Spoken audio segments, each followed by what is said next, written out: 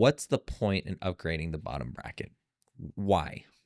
Do you know what the bottom bracket is? John, I'm asking the questions. Okay?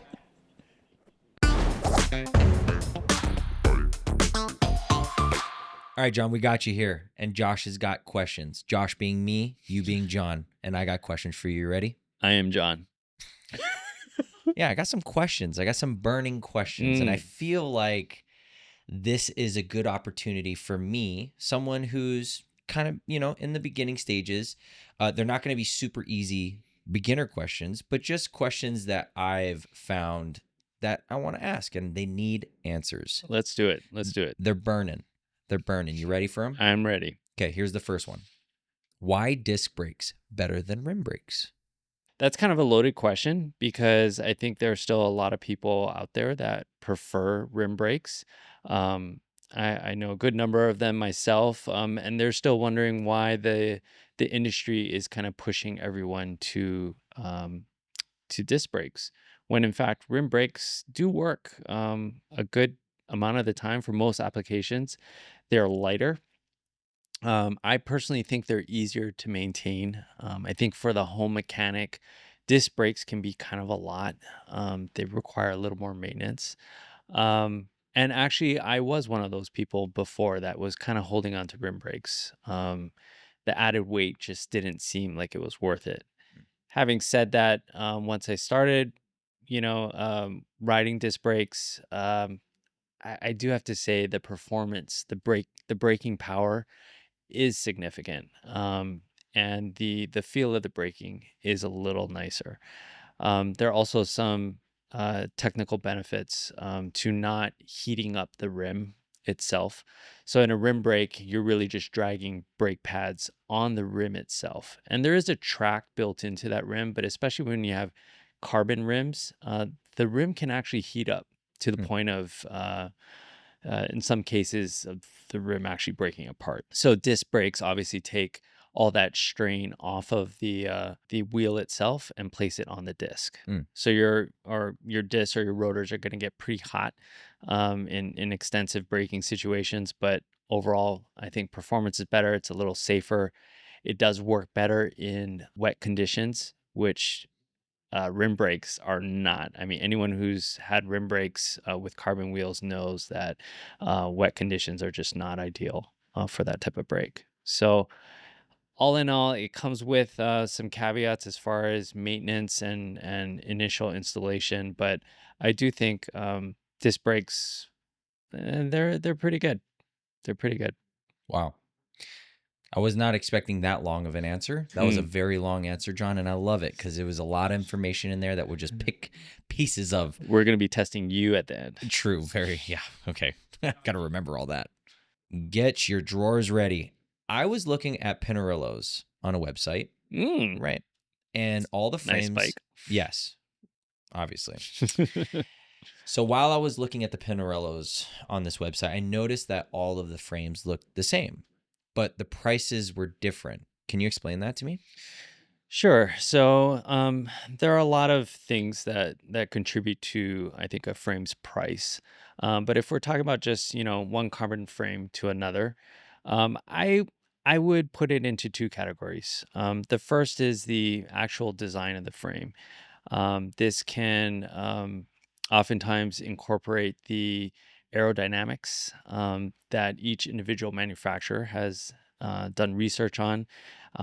Also, things like compliance, which is kind of how the frame feels when you're riding. Is it really stiff? Is it kind of forgiving and more comfortable?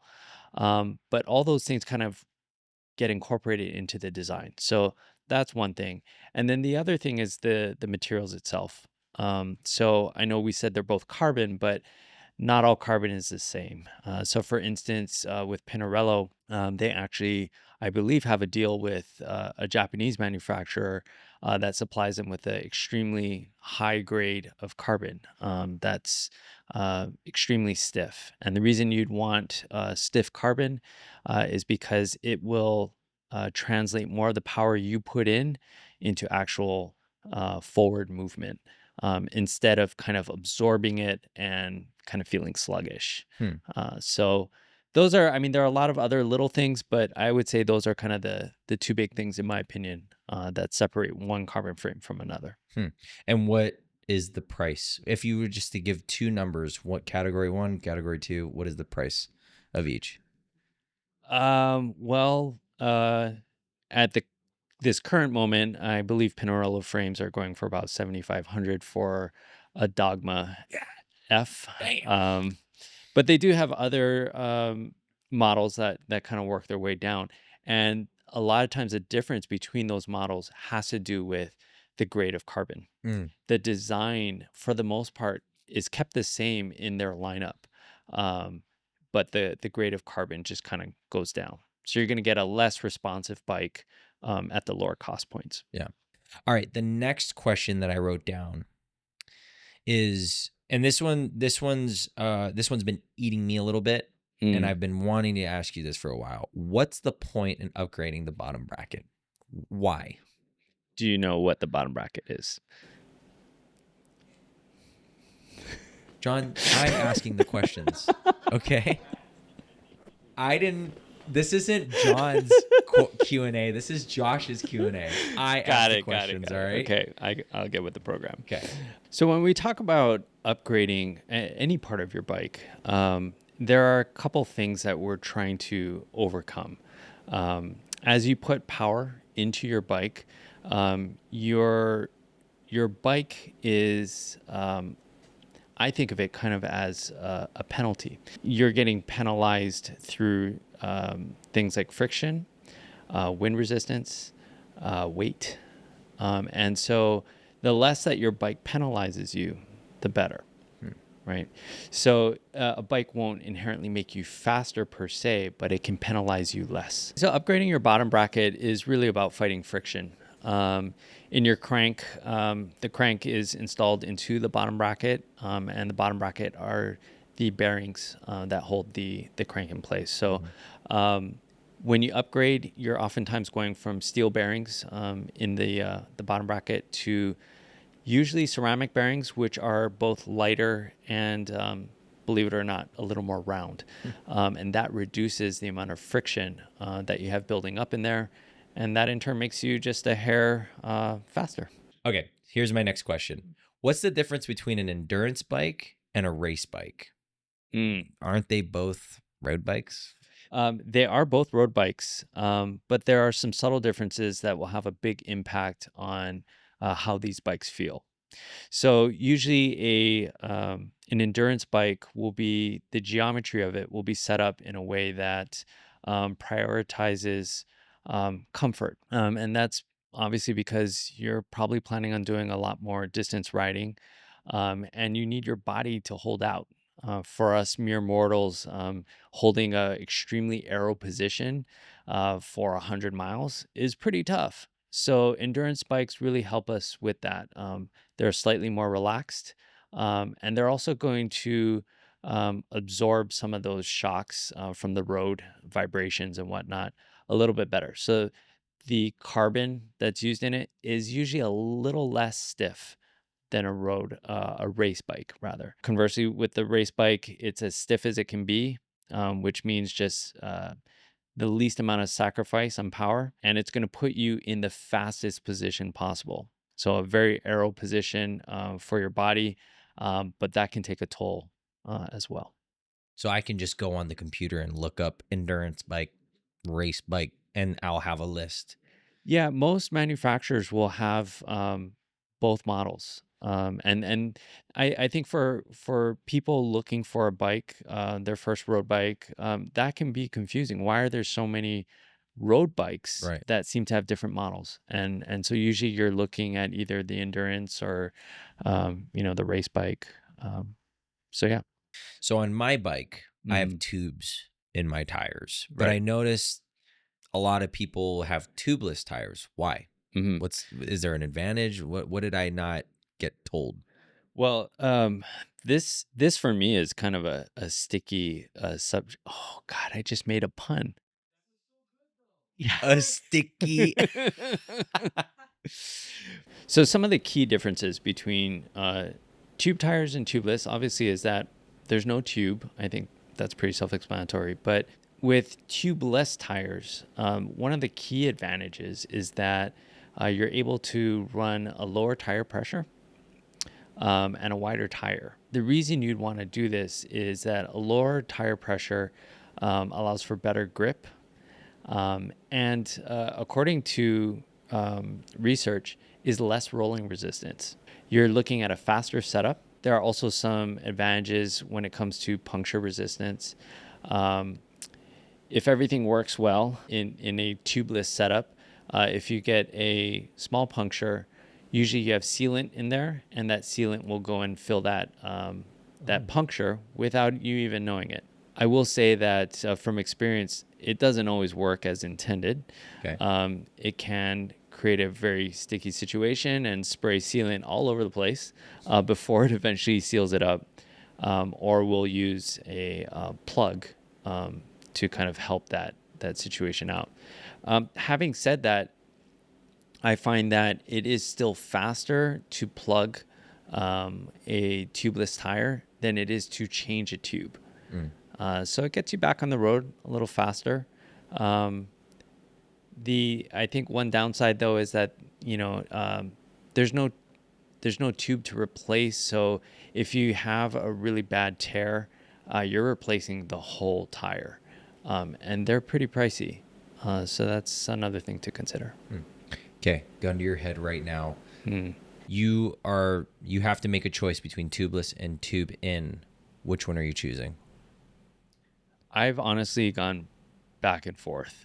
Really? I really have. The world is never going to make one or the other. Again, you have to choose one. Which one are you choosing? Oh, that's tough. Yeah, I'm just saying, hey, they will never make tubeless or tube in ever again. And you have to choose one and ride it for the rest of your life. Which one are you choosing? I'm gonna go tubeless. It pains me a little bit, but I do think that the wider tire and the lower pressure has a significant impact on your daily riding. I think the grip and the stability that it provides is worth all the spray all over the place and replacing those tires. Love that. So what are some of the advantages of going with a deeper wheel? Okay, well, um, I would assume that's based on the assumption that we're starting with like a box section aluminum wheel, which I think is where most of us started. So first, we're going to a deeper wheel. We're going to usually a carbon wheel. Already, there's going to be some increases in stiffness, sometimes in weight, and I'll get back to why sometimes. But the biggest benefit by far is the aerodynamic advantage to a deeper wheel. And when deeper, you're talking, it looks like the wheel is just fatter, right? Or the outer part is just larger, and I think it looks cooler. Right. It certainly has an aesthetic appeal. But yeah, we are talking about not the width when you're looking at the bike, but from the side, just how tall. Now, having said that, going with a deeper wheel, although you get some aerodynamic advantages, you know, it really depends on where you ride as well. So with a deeper wheel, you're going to catch more of that wind coming from the side, and yeah, it can throw you around. And so especially for lighter riders, they're going to feel more of that. I wouldn't feel it though. Yeah, you probably be able to hold it down a little bit better than someone who's a real lightweight. But yeah, so aerodynamic advantage. Sometimes with weight, the deeper you go, you're actually adding more material though. So weight can start going back up, even though it's carbon. So it is possible to have aluminum wheels that are lighter than these really deep aero wheels. So deeper wheels, more expensive though. It depends. I know for some of the wheels that we ride between the different models, they don't really make much of a difference cost wise. So Yeah. something that I struggle with sometimes is tire pressure and stuff. Like there's no like there's no meter on my tire, which would be super convenient. That could just tell me my tire pressure. How often should I be pumping my tires? Well, first off, they do make that now. They do. They do. In fact, Zip has integrated that into their wheels. Tire pressure monitoring systems have started to become a thing. And so those are now integrated into rims, and they show up on your bike computer.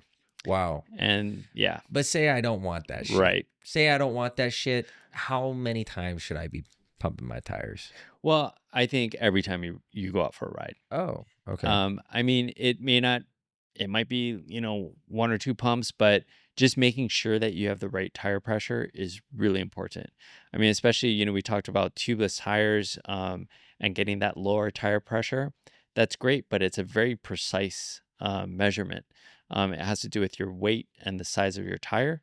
So you want to make sure that pressure is exactly what you're riding on. Is there like a website or an app or something that can tell me like what my tire pressure should be based off? Most manufacturers will have that. All right. So I don't have this on my bike, but a lot of people I ride with have this on their bike. Electronic shifting. It looks cool. It seems fun, when you have a bike that can even shift gears. What's True. the big deal? What's the big deal with this? Well, electronic shifting is a pretty huge upgrade. It doesn't seem like it when you don't have it, but once you have it, you start to really understand it. I would say the biggest advantage is precise shifting. It takes the kind of guesswork and decay out of shifting. So what I mean by that is with cable shifting, the cables are going to stretch over time. So you're going to have indexing issues, or you're going to at least have to adjust it as you go. Whereas electronic shifting is using an electronic signal to move the derailleur, and it's going to hit the exact spot every single time. Okay, necessity or I don't need it. Ooh, I'm gonna go with necessity. Once you go electronic, I don't know how you go back. My next question, you ready for it? Yep. Are ceramic bearings a necessity? Necessity, no, absolutely not. Are they nice? Very much so. Where are the ceramic bearings? Does my bike have ceramic bearings, or do they just have bearings? No, they probably have steel bearings. Love that. So are ceramic bearings faster than steel bearings? They actually are. According to Ceramic Speed, which is one of the manufacturers of ceramic bearings, no surprise there, the ceramic bearings in a bottom bracket can save you anywhere from, I guess, as low as a half to up to 3 watts of savings. Wow. Yeah, so it's not huge, but it's not nothing either. 3 watts is 3 watts. Exactly. And according to them, when you add a OSPW, which is an oversized pulley wheel system, which also has ceramic bearings in those pulley wheels, that can jump up almost to 10 watts of savings. So, whether or not that's an upgrade that's worth the cost that's associated with it, that's up to, I think, the rider. But is it faster? Absolutely. It is faster. All right, John. Pros and cons to an integrated stem and handlebar. Okay. I think that one depends on who you are. Okay. If you're the mechanic, they can be a nightmare. If you're the rider, there are definitely some advantages. First off, it's more aerodynamic. They're also going to have a better response or better feel, given that it's all one piece. And they're usually, well, I think they're all carbon. I don't think they make any that are not carbon. So you're going to have that carbon feel, which is great. And then, of course, they just look cool. You can't throw that out. But there are some disadvantages. And I think the first one is kind of big, which is that there is no adjustability. It's one piece. That's why it's so stiff. But you can't change the angle on anything. And if you need, like, your fit changes and you need a slightly longer stem, you're buying a whole nother handlebar setup. Jeez, So this sounds expensive. yeah, they're expensive to begin with, and you're replacing the whole thing. Mm-hmm. So that's kind of a big one. For the mechanic, there's just a lot of cables coming all through the handlebar into the stem and then into the frame of the bike. So cabling that up can be kind of a pain. All right, hot topic. I've been hearing this a lot now in the ether. Short cranks. Ha! I have no idea what the hell they're talking about. I don't know whether my crank is long or short. Probably shouldn't say that because that's well then. It's short. Damn it. Okay. Yeah.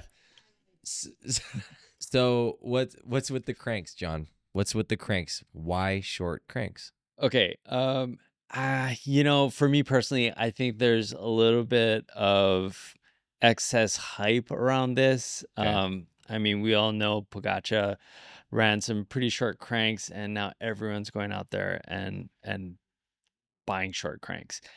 Having said that, there are apparently some real advantages to it. So, running a shorter crank allows you to apparently achieve a better position or better fit on your bike.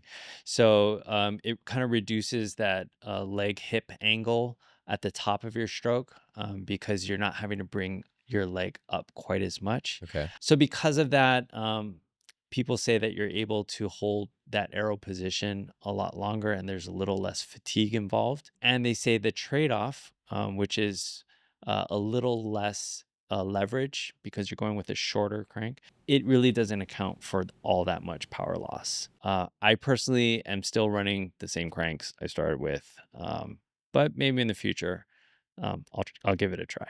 All right. Last question. I've tortured you enough, John. I have put you through turmoil. I've thrown you on the hot coals. Last question. Let's do it.